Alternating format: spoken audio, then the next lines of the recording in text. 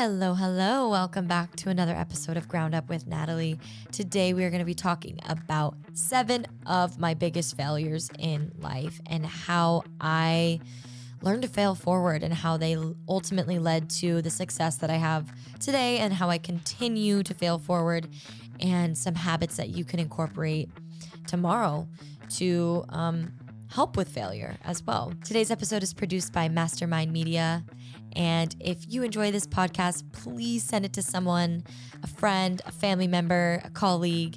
And if you like it, please rate and review it as well.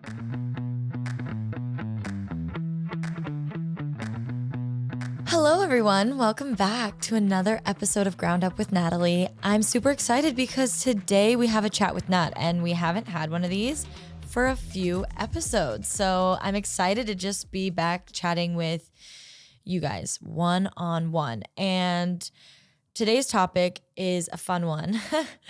It was interesting as I was doing my research into my own life about this topic because there were so many things to choose from. What today's topic is all of my failures in life, quote unquote failures, right? Like things that I did that didn't work out or things that I did before the thing that ended up working out. And I got inspired by listening to another podcast where they were kind of talking about, I think she was a New York Times bestselling author, and she was talking about how she has written like 10 books and the first 9 were not, New York Times bestselling authors, and how even before those books were published, the ones that were not bestsellers, how she had written like thousands of words, before that in books that she had in her laptop and things like that. And so I thought, wow, people must look at her and go, oh, she's a huge, New York Times bestselling author and she's written 10 books and she's gotten them published. That's awesome. Her life is great. And it's like, but let's strip all of that and look at her as a human being and be like, okay, what did she have to do to get there, right? How many times did she fail? What did that look like? So that's what inspired this episode. And I kind of just wanted to talk candidly about my failures in life and some things that you guys might not have known about me and that I'm not super open about. And again, when I was kind of writing this out before I came here today to record, it was very interesting for me to go into these different topics because I wanted to think outside the box, not just a failure as in like, oh, acting. I went on 100 auditions before I booked one. Like, yes, that's true. But also like, what are other aspects in my life that I've quote unquote failed at? And I think that one of the main things is we live in a society where we are looking at people on social media, on TV, and just comparing ourselves to them and thinking, God, she has such a perfect body, or how did he get that successful? I think that it's just really important to understand that they didn't just wake up that way. Nobody did. Not one human being that you see woke up and was, honestly, let's say Instagram famous. They didn't wake up Instagram. If that's your goal, the person that you want to aspire to be has 500,000 followers and she's a health and wellness junkie and she owns her own fitness brand, right?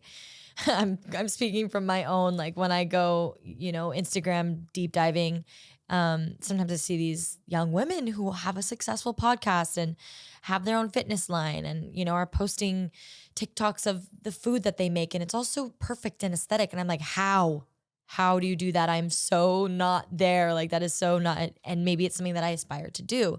But the truth is that person probably posted 250 videos of doing that before making those very aesthetic, cool videos. And the truth is I haven't because my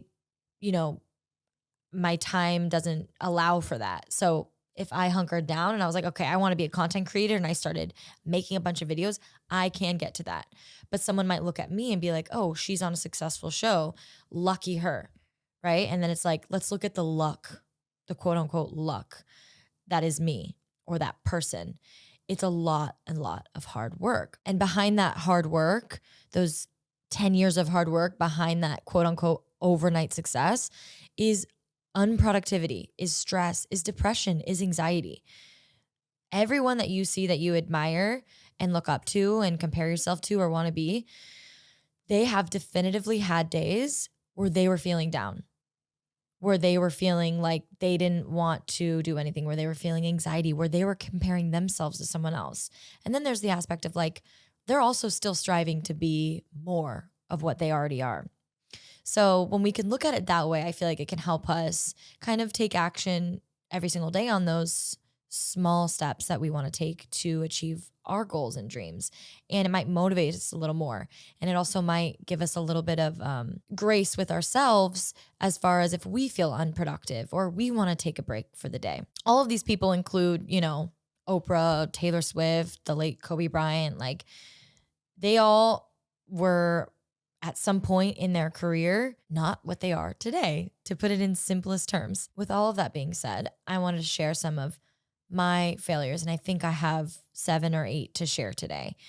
So the first failure that I wanted to share with you guys today is high school. I would not consider my high school experience a success for a few reasons. One reason is that I was very bullied in high school, severely bullied to where I had to switch schools sophomore year. And I was never very involved in school. I wasn't a cheerleader. I wasn't in ASB. I wasn't in any clubs. I was just kind of existing, and I didn't really feel like I had a place to function. I just never felt like I really belonged. And I also felt like I tried really hard to belong, and I think it backfired against me. And again, just dealt with a lot of bullying from girls. I had a guy pour orange juice on my head one day. And I think this was just simply of getting involved too much in like the social aspect of school, and again, trying to fit in and just never actually finding comfort in who I was in a school setting. And so I would definitely not take high school as a success for myself. So in sophomore year, I had to switch to another school. And if you've been in high school ever, you know that being brand new as a junior at a high school is not the easiest thing in the world. So I get to this new school, and of course, I didn't feel like I really belonged or had many friends that actually, like, I had some friends, but that really I felt safe with or meant something to me, especially since I got so bullied by the girls at the previous school. I think I had major trust issues and kind of blocks inside me and defensiveness and just all these issues as a 17-year-old girl at a brand new school, and all these wounds, I guess, right? Things come with being made fun of in your earlier years. So now I'm this new student, and I'm kind of, again, just having these blocks up of like guarding myself for dear life. Like, no one can hurt me, no one can touch me. And then that doesn't really leave an open space to make friends. So I just never really like set up shop and felt comfortable at any school. So with that being said, I knew I wanted to get out of that school as well. So I took the GED and I graduated 1 year early, and I skipped senior year completely. And so some people were like, well, don't you want to walk, with a class? And I'm like, what's the point when you don't feel like you belong there? It's just so I can hold a diploma and say that I walked. It wasn't worth it to me. So I didn't graduate the normal way. And I actually don't even think I have a diploma, but I have my GED. So it says that I like graduated high school. I took a test to do so. The test is super easy.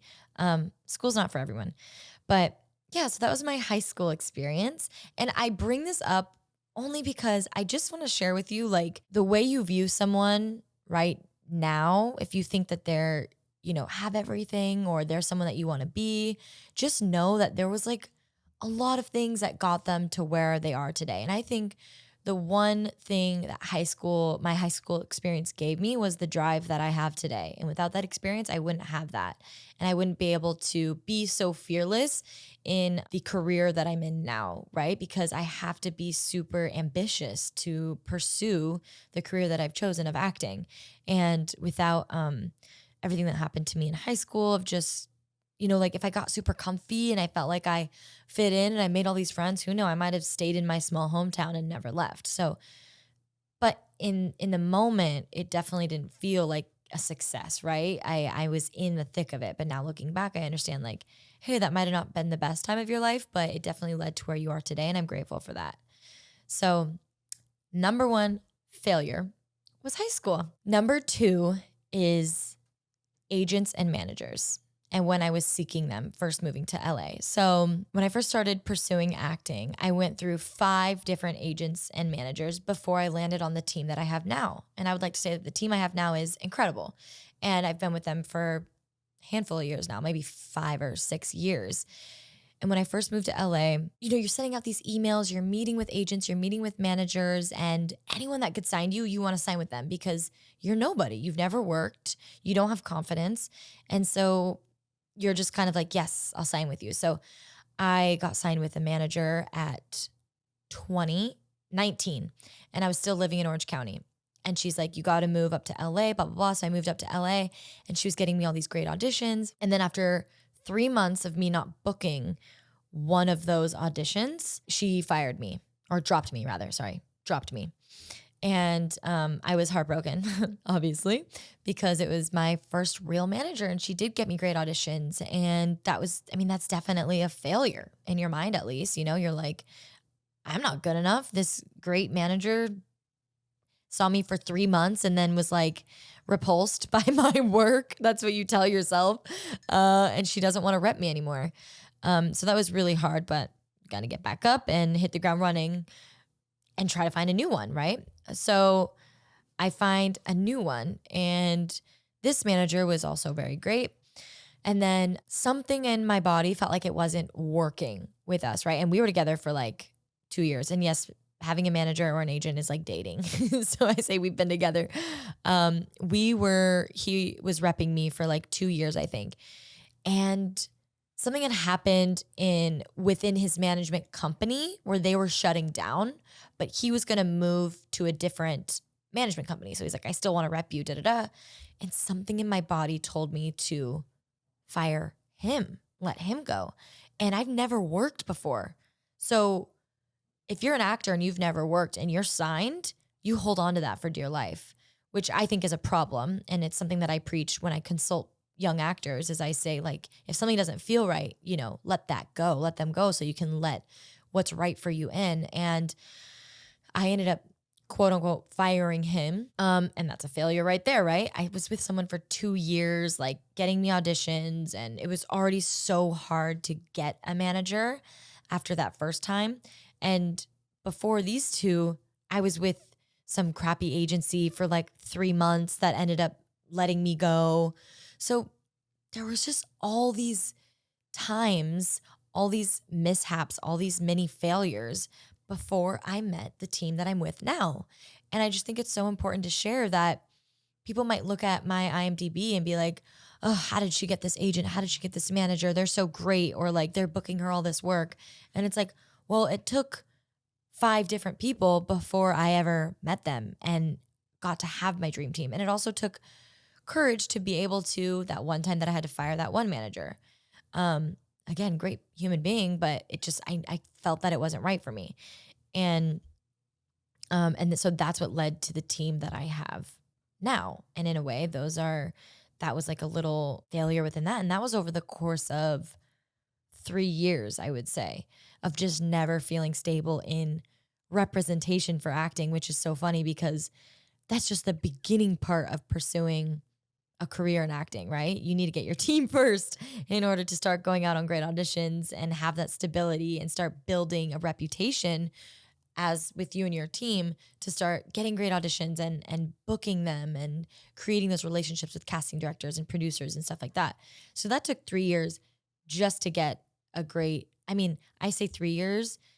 I started when I was 17 pursuing. So I would actually say like 6 years before I found my like people. And then let's go right into the obvious thing, which is auditions. Like I would say it takes around, for me, with my experience, if I average it out, it's probably 1 booking every 50 auditions in the beginning, at least for the first like 300 auditions. It was like, well, my first audition I ever booked, I had auditioned like 300 times before I booked that one thing. So that right there is 1 out of 300. But if you average it out, it's probably 1 out of every 50. And within that, there's times where you get callbacks, right? And there's times where you test for a show. One of my failures, my next one I guess we'll talk about is I tested for a show called Grand Hotel that Eva Longoria produced I think I tested for this in 2018. I was so excited because I had worked at Eva Longoria's restaurant called Beso in Hollywood. I was a hostess there. And I was like, oh my God, this is meant to be.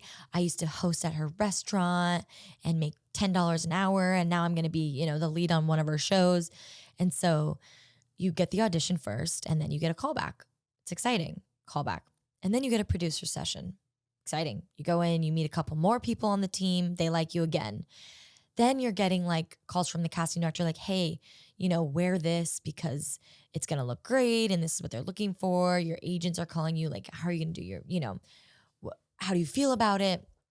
And I go to the screen test, which is a big deal. It's at like one of the studios and there's tons of people there. It's in like an auditorium. I get there to audition, my first screen test ever. So there's all these sorts of nerves in there. I think I do okay, but I think when I leave, I know that I didn't go like excellent. And of course I didn't book it and I was super bummed about that. And so I've tested for 3 shows now that I have not booked.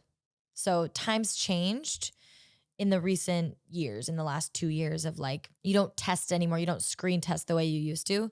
But before these 2 years of how things have changed, I tested 3 times for shows that I have not booked. That means you get all the way, So someone, again, might look at my page, my IMDb or whatever and be like, oh, she's a working actress. She's so lucky.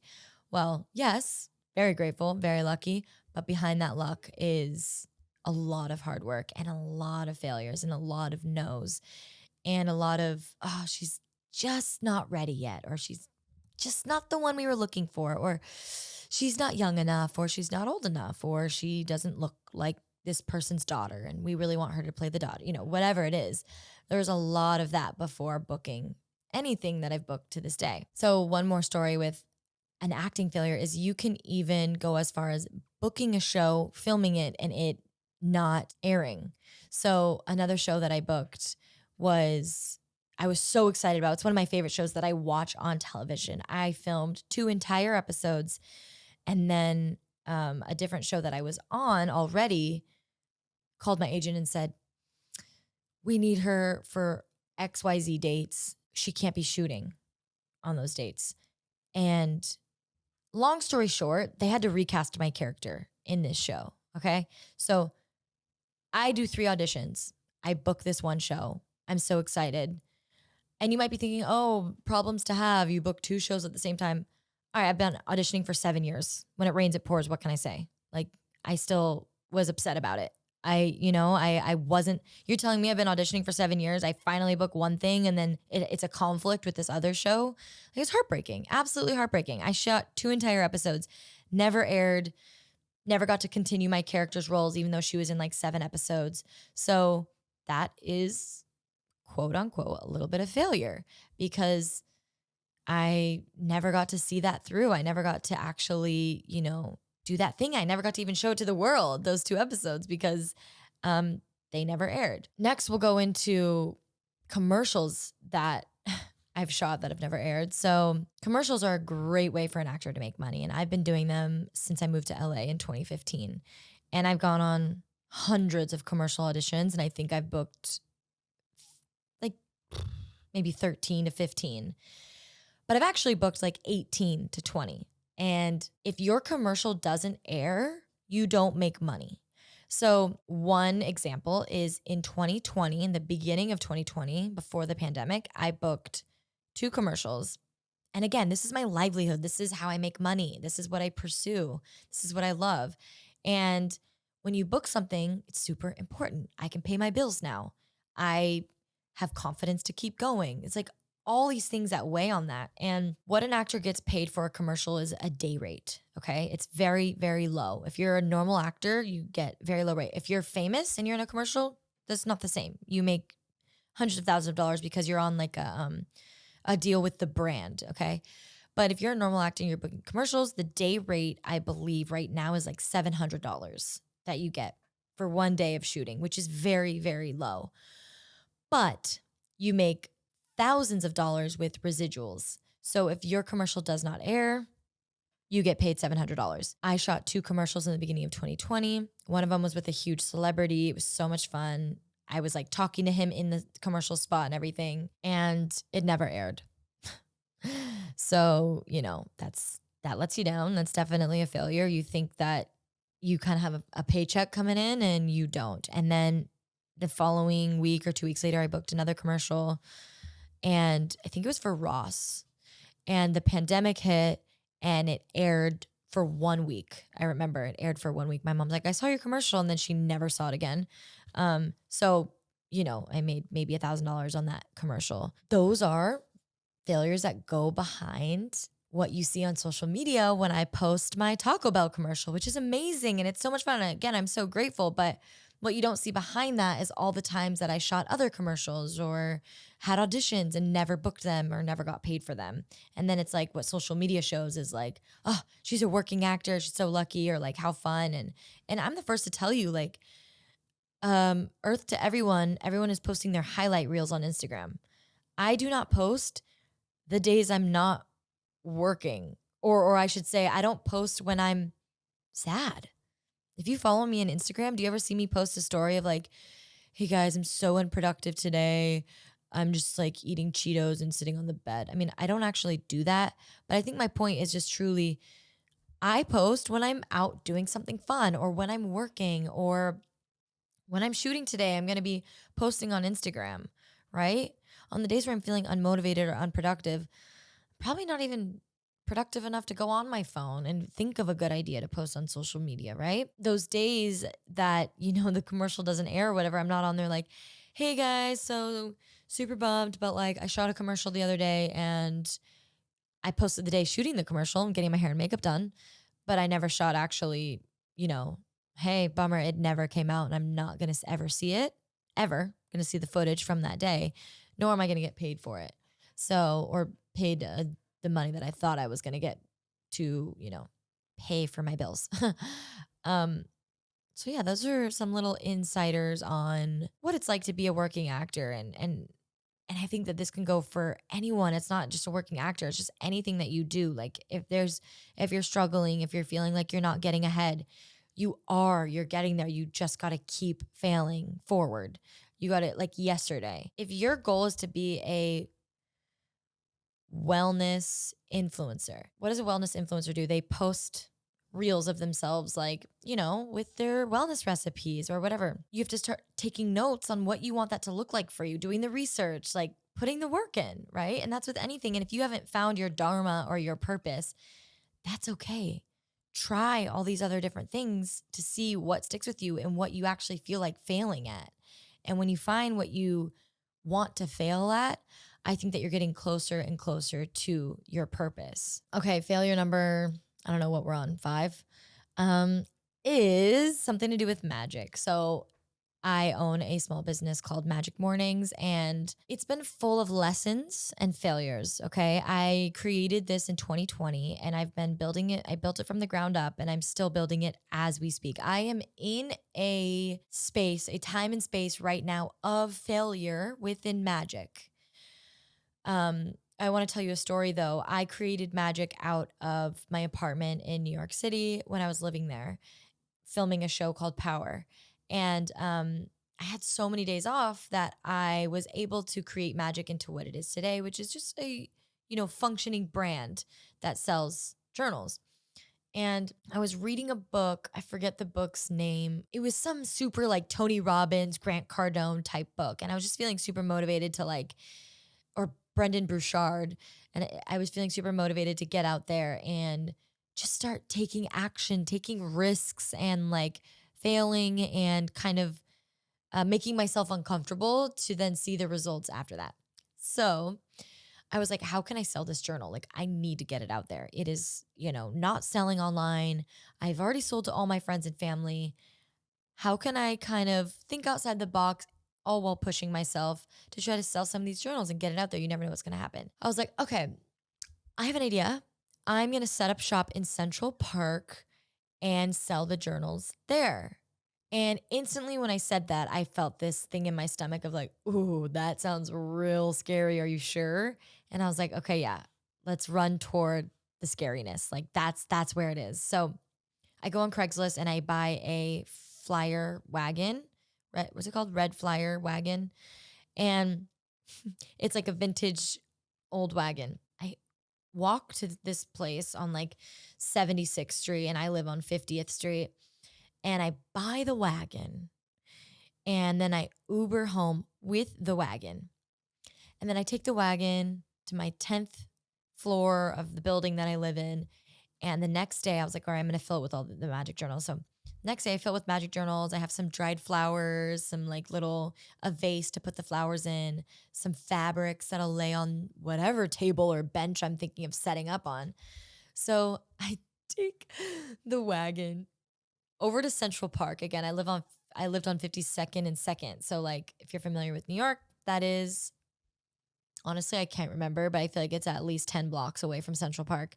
And I dragged my wagon to Central Park. This is a kiddie wagon. It's vintage. It's literally like I had one as a kid. And then I set up next to the other street vendors. If you've ever been to New York or anywhere in America, in a city, here in LA, downtown, people sell all sorts of things. And I'm like, hey, how's it going? Yep, don't mind me. Just setting up shop here, trying to sell a journal. And you guys, the amount of uncomfort I felt, I cannot describe in words. My stomach felt like I wanted to throw up. And I was like, this has to be good for me. Like I have to be gaining something out of this. And so I'm sitting there and people are walking by and I'm in New York City. These young, cute girls are like walking by me and I'm just like, oh my God, I felt like I was in high school again.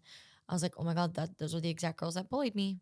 Hello, do you guys have a morning routine? Do you want to like see my journal? Didn't even look over at me. Can you imagine? And I felt so vulnerable and so, I don't even know how to, again, I can't describe it in words, but two things. One thing, I made friends with one of the street vendor guys, and it was very cool to hear his story and just gain this new perspective of like a different kind of life that people live, right? He does this every day. He couldn't give a fuck that he was out there selling whatever this is his livelihood. This is how he makes money. And I think that that's amazing and awesome. And like, I wish that I had that confidence in that moment, but I know that if I set up shop in Central Park every day, that I would gain that confidence, right? And then the second thing is that I sold one journal that day for a discount of $20 to a woman on roller skates. She bought it for her daughter. And she was so funny. She was in this like hot pink outfit and she was with a friend and I set up at a bench, by the way. So it was a bench and then my wagon with the journals in it. And by the way, this is when I'm shooting Power on like the weekdays. And came here on the weekend. And she had her friend like taking photos of her in the journal. And I thought it was very beautiful to see that and just make that, even that one connection. I definitely felt I felt super proud of myself and just empowered that I was able to do that and get through it and know that in that uncomfortability, you're still going to come out the other side alive. And I'm not going to die. And like, what is the worst that can happen? Honestly, I think the worst did happen. Like you feel kind of awkward and weird, right? You feel vulnerable. You feel seen or unseen. And you kind of learn things about yourself, which is my mission in life, is to know myself on the deepest of levels, because that is the only way that I'm going to walk into the rest of my life with confidence, because that is the only way I'm going to walk into the rest of my life with confidence and ambition and perseverance and the ability to talk to anyone, right? I want to be in this world of entrepreneurship, of acting. Like, how can I put myself in these uncomfortable situations to where, hey, when I get out there into the real world where I'm actually in my comfort zone, things aren't that bad. And then you guys, magic as a whole, since we're talking about magic right now, is before I created the actual journal, I had 10 other journals that I created digitally, right? Myself. And some of them I had printed. I had someone from Fiverr, which is like this website where you can hire people all around the world to do like graphic work for you, to be an assistant. But I had someone on there make like a final digital version, and I printed that version. It is not the one that we see today, but the cover that he made is the one that I still have. That's the only thing I kept, which is huge. It's the cover that I kept from my first iteration of Magic. The rest of it was a quote unquote failure, right? I had to keep iterating. Like, how can I make this thing functional? How can I make it to where people are going to want to buy it? What does that look like? And what's the cover going to look like? I had like a non-hardcover printed first. It was like almost like a paperback book. No, I don't like that. Okay, let's try this. Do you like this spiral color? No, I don't like that. So all of these different versions of the Magic Journal existed before the one that lives now. And guess what? I'm in the process of Magic 2.0, of creating another iteration of it. So this one that I have now might not be my end all be all, and that's okay. How can I take that, learn from it, go, okay, this is the feedback from people. At least I put it out there. At least I got something out there that I wasn't even necessarily like 1000% proud of. You think the Magic Journal that's out right now is the one that I'm like, yep, that's the one. It's perfect. It's going to live forever. No, I had to get something out there so I can at least start this journey that I know I want to start, of this entrepreneurial endeavor that I want to go on.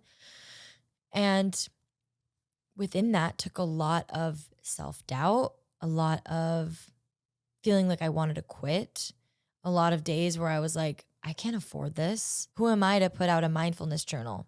I never went to college. I barely graduated high school. I'm 25 at the time. Who's going to listen to me? Who's going to buy this? Right? This is even before Power came out, before Tell Me Lies came out. So like, I didn't have as many followers at all. But again, I think what helped me is, I say this a lot, like reading books and listening to podcasts, truly, they motivate me and they help me take action. Like I could feel unmotivated, go on a walk, listen to a podcast, and come back home and be like, okay, I want to get into this project. Like I want to start this one thing. These sparks of motivation come to you after you read a good passage. It could be one passage, and you could read that passage every single day for a year. And it can be as helpful as reading the whole book even. So that is one thing that, almost a sidebar of something that kind of helped me stay motivated in those times where I was feeling self-doubt, because I definitely have that. I have imposter syndrome, all the same things. And I think that the only way I was able to create the Magic Journal and end up printing it and everything is because of all of those failures that I had before it, where I was like, okay, I've iterated this 10 times. People seem to be okay with this version because I got one printed before and showed some people. This is going to be the one that I go with. Is it the end all be all? Is it the one that I want to sell at Anthropologie? No, I want to iterate again and make an even better version. And then guess what? In 10 years, I might want to make another one. Or I might be like, Magic was so much fun. I hope that it lives on and sells at stores, but I'm done iterating and I'm done creating new within that endeavor of my life. I'm ready to fail forward on something completely different. And that's okay too. You can have, there's phases in life where you go through and you want to go down different avenues, different roads. You have different passions. We are always growing. We are always being inspired. We're humans. We can literally go to an art show and get inspired and be like, I want to take up pottery. Like I don't know what it is, something in me, and you do that for a year. How cool is that we have the ability to do that? That's okay. And then you fail at it. Great. On to the next thing. Or I want to fail a little more at that and see if I can make it something that I love. We're not here to go to school, go to work, get married, have kids, and die. We are here to find our purpose. That could be 10 purposes.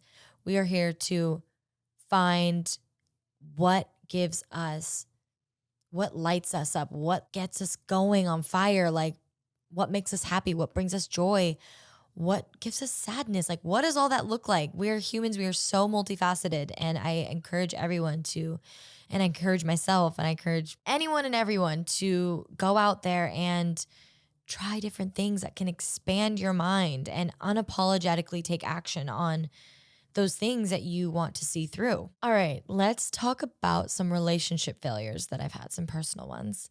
So I just did a podcast last week that came out with my boyfriend. If you haven't listened, I think it's episode 12, and it's really good. And we have a great conversation about relationships, about ego, about our issues that we have, about couples therapy, about the 5 C's that we think lead to a healthy relationship. And I had friends text me and be like, wow, I love that episode. I'm so happy you found someone that you seem so compatible with and all these things. And yes, it's true. I am in a extremely healthy relationship that I am just happy in. But before that relationship, took relationships that were quote unquote failures. I don't think they were failures at all. They were learning lessons. They helped me grow. They were a mirror to things that I needed to work on. But to the point of this podcast, they were failures, right? Because they weren't the one that actually worked out. But my point is it's easy to be single or be in a relationship and look at another relationship, whether it's on Instagram or listening to a podcast or on a TV show where it's literally scripted, or on a reality show or whatever, and think, wow, they really have it good. They have an amazing relationship. 2 things on that. 1, we don't know their actual relationship. Back to the highlight reel of Instagram. We have no idea what's going on in their relationship. Chances are they're going through a plethora of things that you have no idea about. That could be super deep and super bad, or it could be surface level, or it can be healthy fights, or it can be, anything of that nature. You have no idea what that beautiful relationship looks like. And there's a second thing about that. If they are in a beautifully healthy relationship, what did it take to get there? They didn't just wake up one day, this is their first boyfriend or first girlfriend or first partner, and all of a sudden it's a great relationship. If you're single right now and you are, sad or bummed about it because you've been through 5 failed relationships, that's what it takes. That's what it takes to find a relationship that you're happy about, that works for you. You have to fail. You have to know. From the relationships I've been in, I took things from my ex-boyfriends and I was like, I love that, hate that, love that, despise that. Great. Now that I know these things, I am going to take that and I'm going to apply it to my next relationship. Comes the next relationship. Remember that thing I hated in relationship 1? He doesn't do it. Check. Remember that thing I loved? Oh, he has that. Oh, and he's adding this new aspect that I love. Oh, he loves to go to the movies. I love that.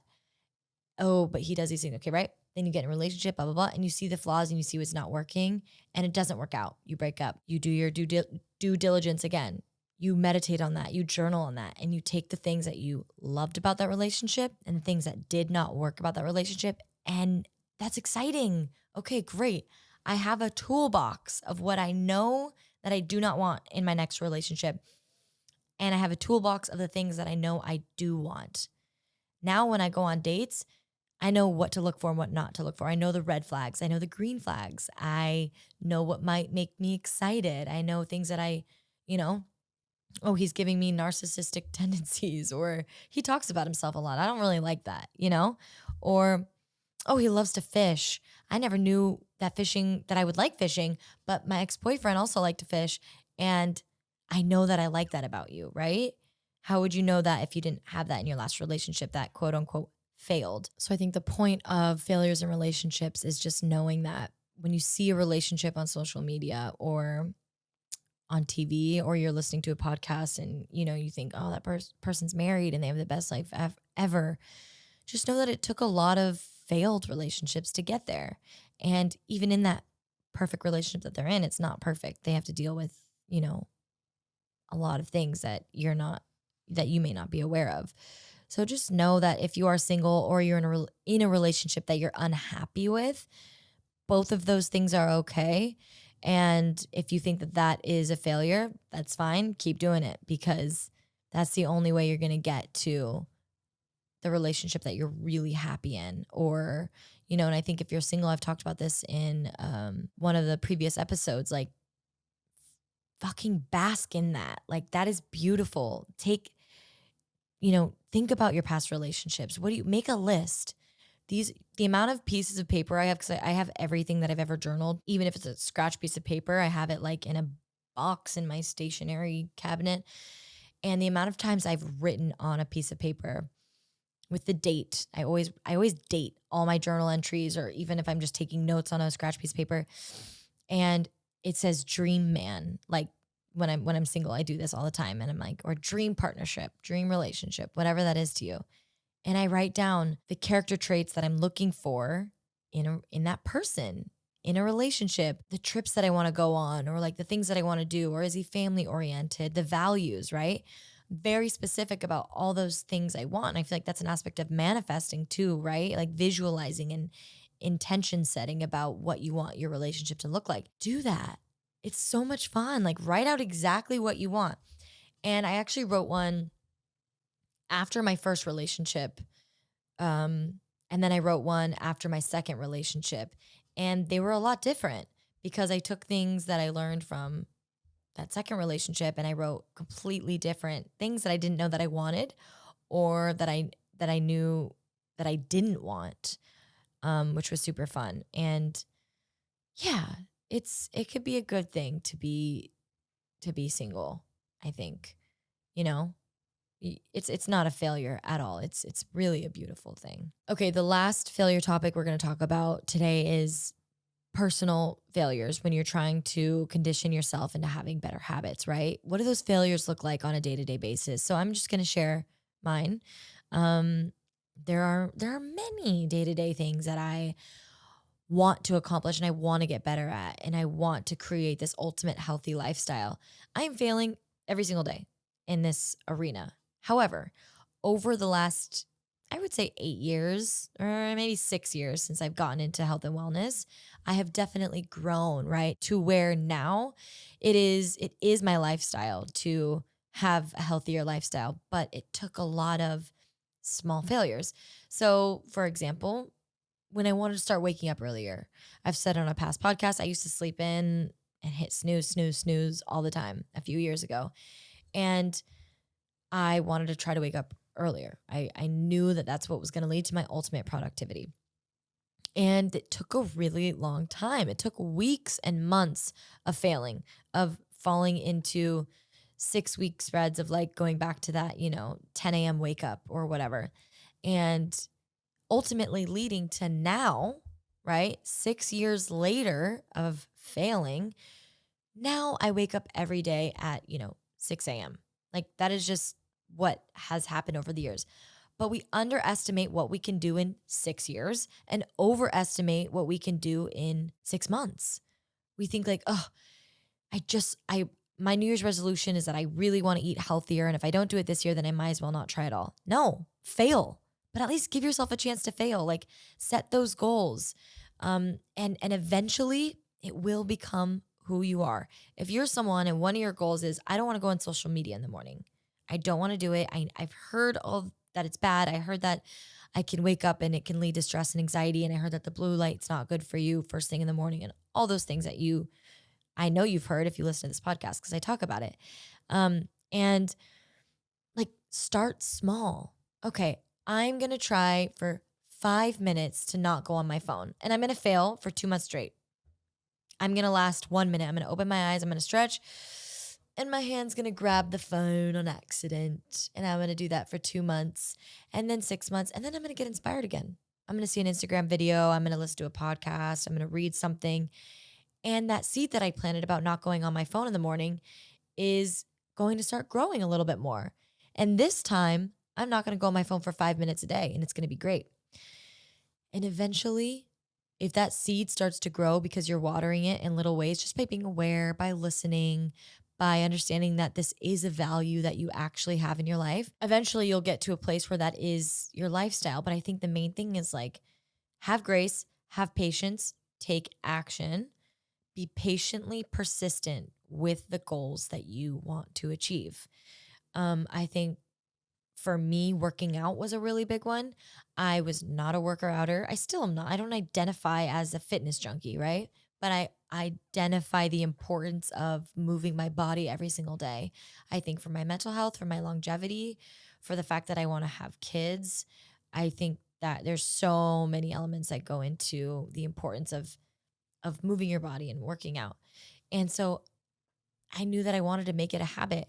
You guys, the amount of times I've failed, and these are real failures, like signing up for a gym membership and never going, paying for ClassPass and it charging your card and using it 3 times a month, um, saying that you're gonna be a yogi and not actually doing it. Eventually, I have found my rhythm and flow, and that is I go to yoga 3 to 5 times a week.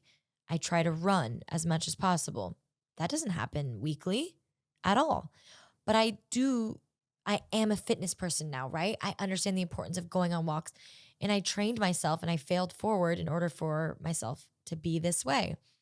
How did I start? I started by taking small actions, dipping my toe in the water. I see a habit that I want to incorporate into my life, and I plant the seed of that goal. And I take little tiny actions every single day, knowing I'm going to fail and being okay with that. And the other side of that is the lifestyle that you want to have and the success that you want to have. I think all of those little personal failures, the waking up earlier, the working out, the eating healthier, the going on social media less, it's something that we all want to achieve, and you can achieve it. It's just a matter of being intentional and actually taking action in order to fail, right? Setting the goal and failing and being okay with that and not getting completely off the wagon about it, being like, okay, nope, I can hop back on at any time and it's okay. I've planted the seed is growing. And in 5 years, I'm going to have the healthy lifestyle that I want. So, yeah, you guys, thank you so much for listening to today's episode. That was 7 failures that I've had in my life that have made me into the person I am today. And I will happily continue to take action on my endeavors, my dreams, my healthy lifestyle, and continue to fail happily. Knowing that on the other side of that is a little bit better of a version of myself and a little bit more success in whatever that means to me, right? That's all I care about is what it means, what success means to me. And that's the most important thing.